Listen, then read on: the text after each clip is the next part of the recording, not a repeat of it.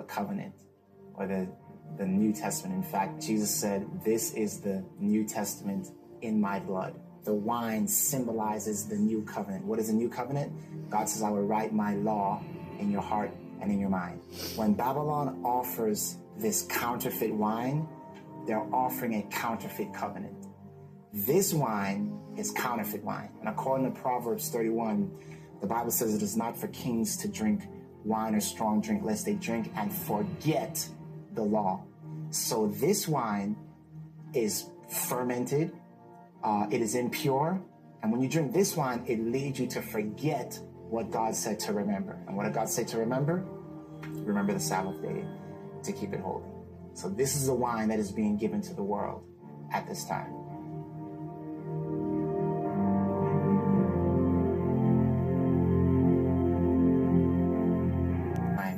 That the judgment begins. And so now you have this message going forward. It is an end time message, and it is a message that actually prepares the world for the coming of Christ. Just like Noah was calling people into the ark and out of the crowd, God in the last days is calling people out of the false teachings of Babylon. And I heard another voice from heaven saying, "Come out of her, my people, that ye be not partakers of her sins, and that ye receive not of her plagues." Come out of her, my people. You come out of the false and you come into the true.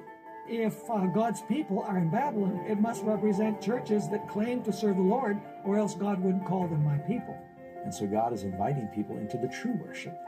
And in the days of Noah, the collective mindset ridiculed the plan of salvation. They refused to go into the ark, and there is a way of the ark in the end, because there's an ark of the covenant which points to the law, which is within the sanctuary.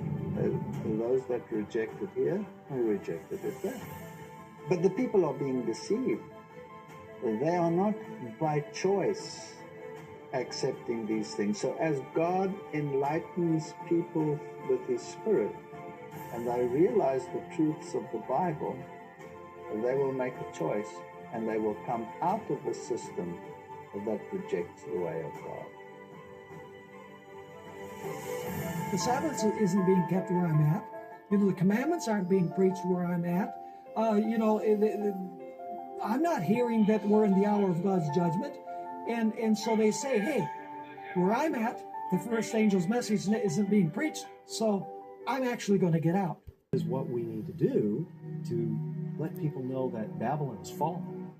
It's twice fallen. Not only Roman Catholicism, but also the daughters of the harlot that's addressed in Revelation 17, that they too have become spiritual Babylon. And upon her forehead was a name written, Mystery, Babylon the Great, the mother of harlots and abominations of the earth.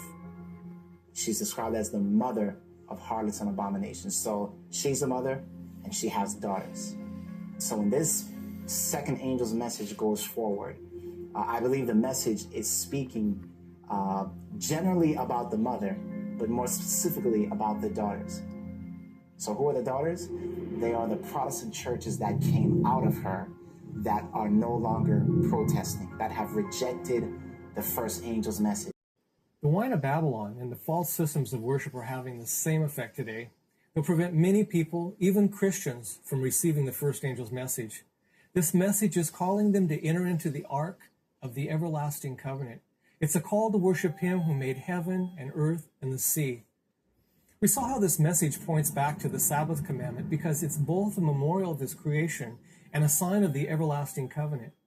By resting on the Sabbath day, we show that we are worshiping the true God and that we have entered into the everlasting covenant by embracing its symbol of the Sabbath. But many sincere Christians have been deceived.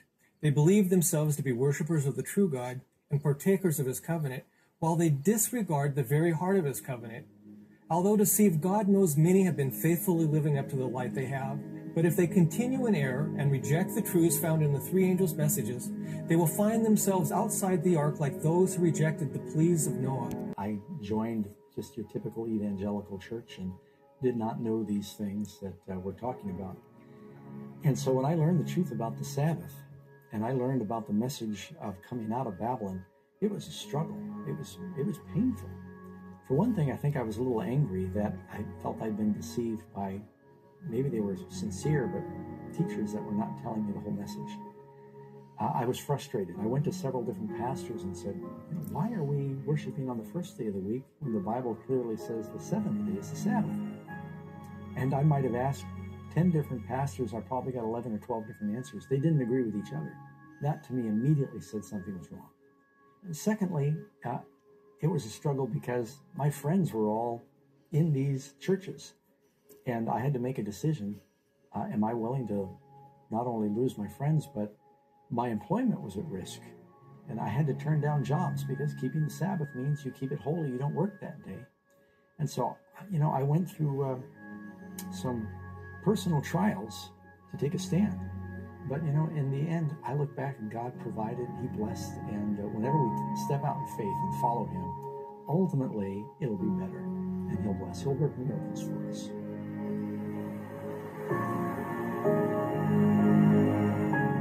The first and second angels' messages will be challenging for most Christians. These warnings bring into question many of the fundamental beliefs Christians have held their whole lives. I imagine hearing the solemn warnings of a global flood pronounced by Noah in his day challenged the people in the same way. Many of those people professed to be worshipers of God, but they had drifted so far off into false worship that they really believed Noah to be delusional, so they rejected the call to come into the ark. The wine of Babylon and said they changed it. No, you're wrong. A lot of people are going to hear this message in the 11th hour. Many thousands are going to be converted. In 6 days, and the seventh was a day of rest. Now the first day, the sun day, which was, by the way, borrowed by the Romans and the Greeks. A clear amendment. What's wrong with that? So what's happening here is the sins of Babylon are being laid open. But people are going to realize that Babylon is the churches. And these churches that have been teaching false doctrine, they'll run to their pastors and their priests and say, are these things true, or why haven't you told us this? And they're going to say, are these things so? And of course, most of them will do all they can to denounce it and to turn them away, and they'll continue to say, peace, peace, and don't worry about these things. And they're deceived, but they're not going to be satisfied. There will be many that hear this message and they will embrace it.